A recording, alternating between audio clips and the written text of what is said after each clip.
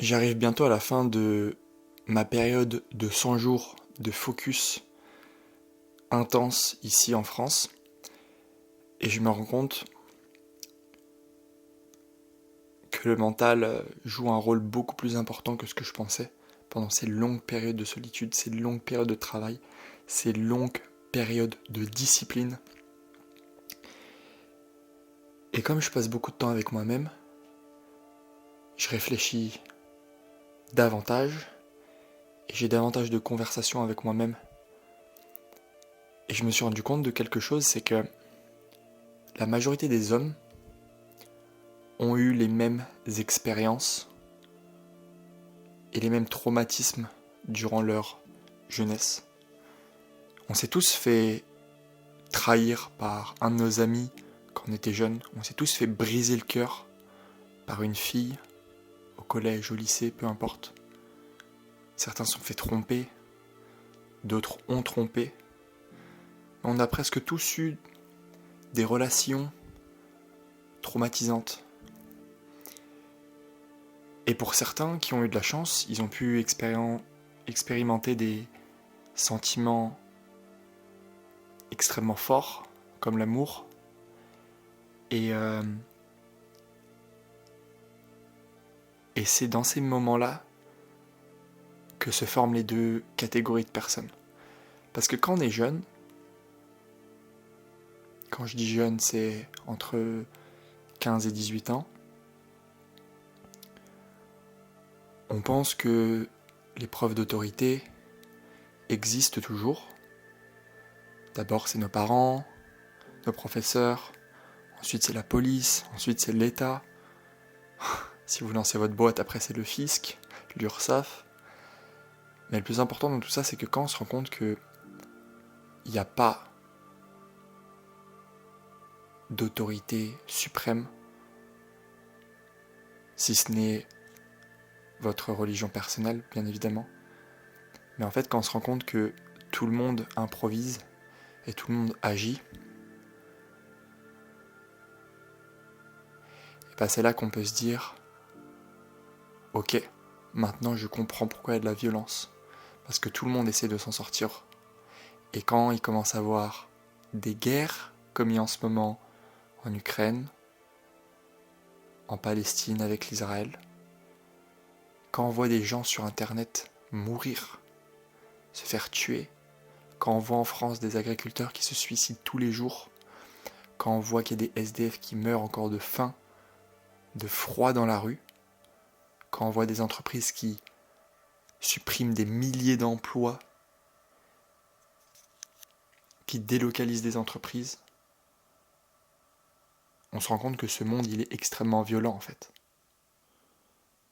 Quand on est petit, on pense qu'il y avait de la violence au Moyen-Âge. Mais en fait, elle a juste pris une forme différente. Et quand il y a des centaines d'années, la violence c'était la peur de se faire attaquer par le village voisin. Aujourd'hui, la violence qu'on fait face, c'est quelles vont être les décisions de notre gouvernement et quelles vont être les nouvelles réglementations imposées. Et avec tous ces échecs, ces épreuves qu'on peut faire face, on peut adopter deux positions. On peut adopter la première position de l'observateur, de la victime, de la personne qui contemple et qui se dit que je ne peux rien y faire. Et cette personne n'a pas tout à fait tort. Si vous, aujourd'hui, vous êtes né dans une famille riche ou pauvre, vous y n'êtes pour rien. Mais pour autant, c'est pas une raison pour laquelle vous devez penser à ça. Et moi, quand je vois tout ça, parce que je suis pas là pour donner des leçons, mais quand je vois toute cette violence autour de moi, je me dis que je peux pas adopter cette manière d'être. Je peux pas me dire, bon bah, moi j'ai de la chance parce que euh, je suis pas né en Ukraine, ou je suis pas né en Russie, je vais pas faire la guerre demain. Mais en fait, si je si j'accepte ça, de rester dans la situation dans laquelle je suis actuelle, qui actuellement est confortable, c'est ne pas prendre ma responsabilité en main en fait. Parce que si demain il se passe quelque chose, je serai responsable de ne pas avoir pris les actions pour me protéger. Et donc il y a beaucoup de gens qui soit se mettent volontairement dans une position de victime, ou alors sont dans le déni total. Ces personnes-là ne sont pas dangereuses, ne sont pas agressives, ne sont pas entreprenantes, j'ai l'impression. La deuxième catégorie de personnes, c'est les gens qui ont conscience de cette violence, mais de cette violence physique, j'ai envie de vous dire, de cette violence, demain vous pouvez vous prendre un coup de couteau dans la rue en France, c'est la réalité de 2024. Demain vous pouvez être licencié, vous pouvez vous faire accuser de viol par votre femme et tout perdre et finir en prison ou à la rue. En l'espace de quelques mois, personne n'est à l'abri. Et donc, il y a des personnes qui décident de vivre leur existence. Je parle pas juste de 8h du matin à 5h du soir, non. Je parle d'un vrai état d'esprit, d'un vrai logiciel que vous installez dans votre cerveau, qui est de se dire, d'accord, ce monde est extrêmement violent, sous différentes formes, politiques, physiques, et ces personnes-là décident de se dire, d'accord, peu importe mon idéologie, peu importe ma croyance, peu importe ma religion, je pars du principe que je suis sur cette terre pour combattre, pour faire face à l'adversité et pour résister à tous les événements qui vont avoir sur mon chemin. Et quand la première typologie de personne, par exemple, pour revenir au sujet de l'amour, se fait briser le cœur par une magnifique femme et essaye de l'oublier, quand ce type de personne passe presque ses journées dans son lit, parce que c'est que dans ses rêves qu'il peut revoir cette fille-là, et bah l'autre personne se dit, ok, je viens de me faire briser le cœur, maintenant je sais que j'ai une mission sur cette terre, et je sais que je ne peux pas, ce n'est pas possible dans mon histoire, dans ma vie, que je me laisse exterminer par tout ce qui m'arrive autour de moi. Et c'est pas forcément dire de mourir physiquement, mais c'est plus un état de mort cérébrale en fait. Si aujourd'hui on vous dit, on vous donne votre planning complet jusqu'à la fin de votre vie, et qu'il est répétitif et vous faites tous les jours la même chose, pour moi c'est comme mourir en fait. C'est presque pire que mourir, parce que vous avez de la souffrance. Vous savez que vous allez souffrir, et il n'y aura ni surprise, ni succès, ni rencontre, ni apprentissage. Et donc pour moi c'est extrêmement important, là, d'adopter ce logiciel-là dans ma tête. Et je sais qu'il y a beaucoup de personnes qui vont pas comprendre cette vidéo, mais c'est beaucoup plus profond que les simples mots que j'emploie. J'emploie des mots simples pour que la majorité des gens comprennent. Mais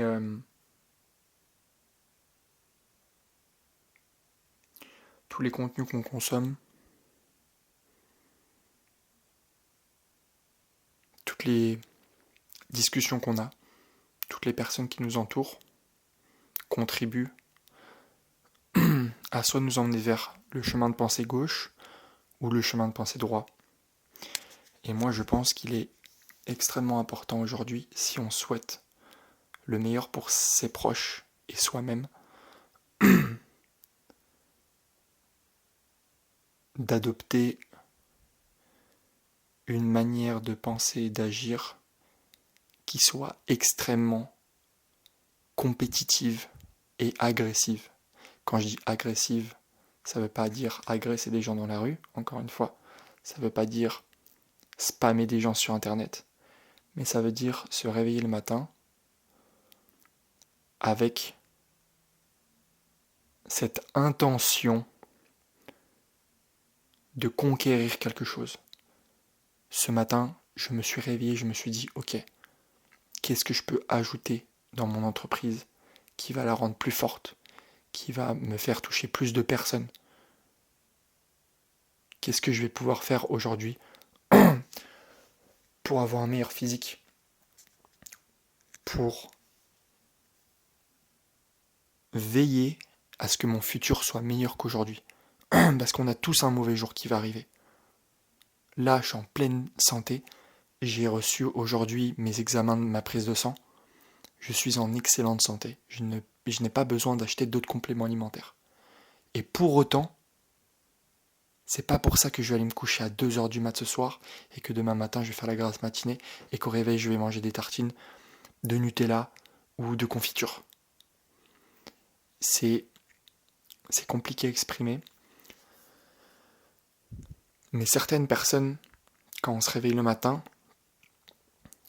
et ça s'apprend, et ça se travaille, on a du feu en nous. Et on se doit de bosser sur quelque chose qui nous nourrit, sinon on explose. Et moi, je veux vraiment parler à ceux qui sont déjà éveillés. Je veux pas sauver tout le monde, moi. C'est pas mon rôle. Malheureusement, j'essaie déjà de me sauver moi et mes proches, et ça sera déjà extrêmement bien, et c'est pas encore le cas. Et j'ai surtout pas envie d'apprendre, de plutôt enseigner des choses que je n'ai pas encore réussi à faire. Et donc actuellement, là, mon but, vous le savez tous, c'est de développer mon entreprise un maximum. Et je tiens à dire à tous ceux qui entreprennent, qui prennent soin d'eux et qui veulent le meilleur pour eux et leurs proches, et qui ont conscience que ce monde il est extrêmement violent, que on se doit d'adopter, vous et moi, à mon sens, un sens de l'impatience avec nos actions, et surtout qu'on soit extrêmement exigeant avec nous-mêmes. On n'a jamais eu autant de confort, mais c'est pas pour autant qu'on doit y succomber et qu'on ne doit pas s'en servir à notre avantage. Moi aujourd'hui, je veux prendre le meilleur pour moi et mes proches. Je veux avoir le plus grand impact. Et aujourd'hui, dans notre société, c'est presque... Mon nez me gratte décidément. Voilà, ça va mieux. Dans notre société actuellement, c'est presque une honte de dire que vous voulez devenir le meilleur et que vous allez dépasser vos concurrents.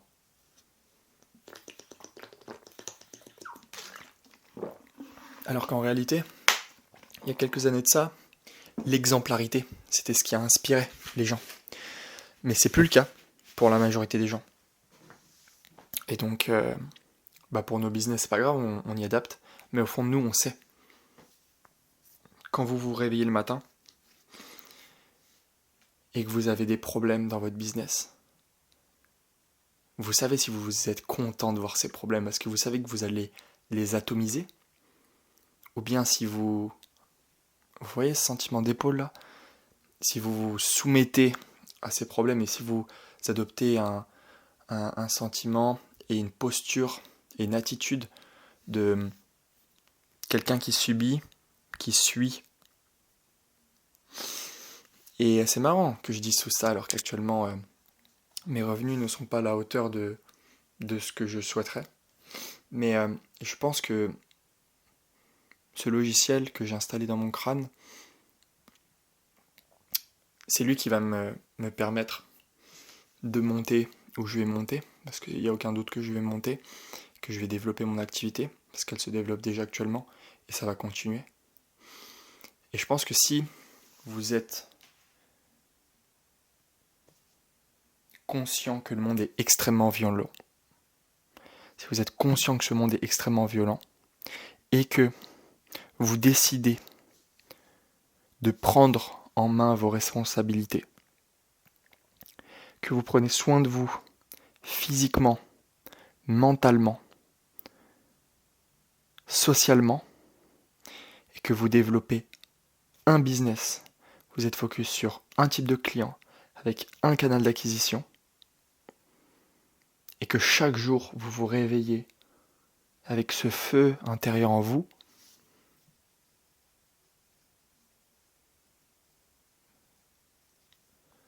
et que vous avez surtout pas peur de la solitude, de passer des années seul, bien sûr avec des breaks, mais des longues périodes seules, parce que la solitude et l'isolement, c'est les moments où on peut construire des choses intéressantes, que ce soit sur internet ou en physique.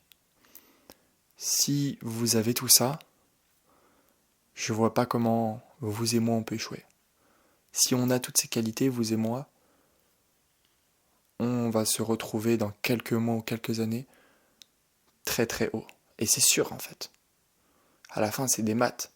Si tous les jours vous attaquiez, vous publiez du contenu, tac, tac, tac, et que vous êtes réfléchi, vous faites pas ça dans tous les sens, que vous avez une stratégie, que vous avez défini vos personas, que vous avez appelé vos clients, si tous les jours, vous itérez, vous prenez des notes, vous comprenez pourquoi vous n'avez pas fonctionné, vous vous remettez en question, vous n'êtes pas feignant, vous êtes intelligent, vous êtes assez humble pour vous former, pour rencontrer des gens, pour écouter, pour vous taire. Si on fait tout ça, mais on va casser cette barrière qui est autour de nous. Et malheureusement, ce que j'ai dit tout à l'heure, je vais le redire, c'est qu'on a tous un mauvais jour qui va arriver. On a tous un moment de notre vie où on va avoir un proche qui va décéder. Vous et moi, ça c'est une certitude. Vous allez voir votre maman partir. Vous allez voir votre papa partir. Et je dis ça parce que les miens sont très âgés. Et je sais qu'un jour je vais devoir leur dire au revoir.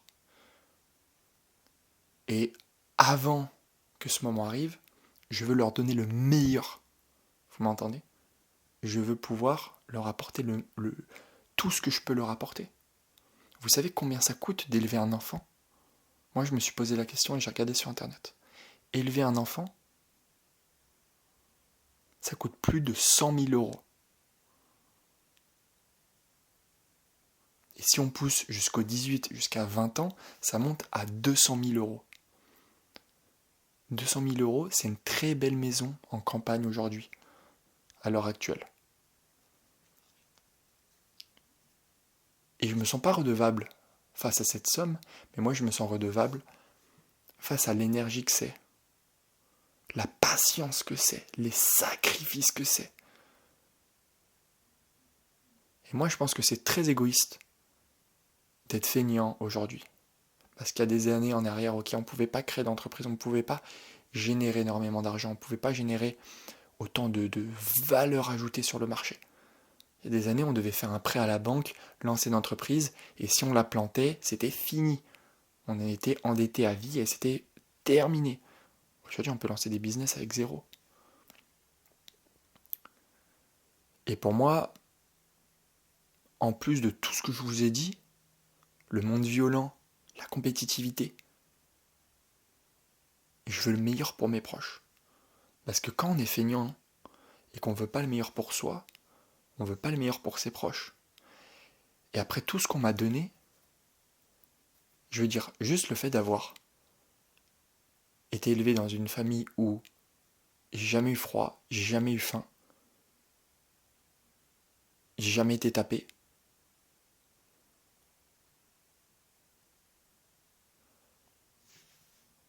Pour moi, ça vaut tout. Tout ce que je peux créer sera toujours insignifiant face à tous les efforts qui ont été mis en place.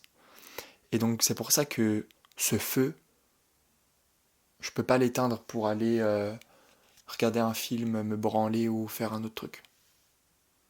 Et c'est la réalité. Et je suis cru, mais c'est la réalité au final. Le monde est violent, je me dois d'être factuel et pragmatique face à la situation. Je voulais vous faire cette vidéo pour vous partager ma vision des choses en ce moment. tout ce que je cogite, et je sais que cette période est passagère, mais c'est pas grave. J'apprécie le processus si je kiffe honnêtement être ici, partager du temps avec mes proches, parce que je sais que je vais bientôt partir en Asie pour atteindre de nouveaux paliers. Au niveau de mon business, il y a beaucoup de choses que j'ai mis en place. Il y a beaucoup de processus que j'ai automatisés. J'ai bientôt fini la réalisation de mon automatisation pour ma première cliente. Ensuite, je vais enchaîner avec les cas d'études sur mes automatisations. Et après, on va passer à la prospection B2B avec des services à 1000 euros par mois en récurrent. Ça va être très très sympa. C'était Thibaut Branant pour une vidéo juste avant d'aller dormir. Je vous dis à très vite.